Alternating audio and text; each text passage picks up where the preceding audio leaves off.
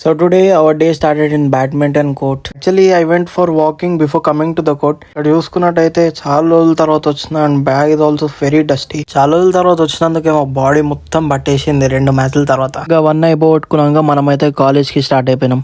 ఎందుకురా పొద్దుగాల నేనే దొరికినా మీకు? ఎందుకురా బాయ్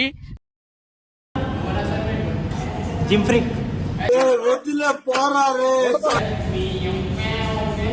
చూడరా కండలు చూడరా, రోజుకు 18 గంటలు ఎక్సర్సైజ్ చేస్తా. కండల్ రాజా క్రియేటిన్ తెచ్చుకోండి. అన్ని క్లాస్ అయిపోయినాక గ్రౌండ్ లో కొబ్బరి ఆకులతోనే మాడు ఎక్స్పెరిమెంట్ అయితే చేసిండు.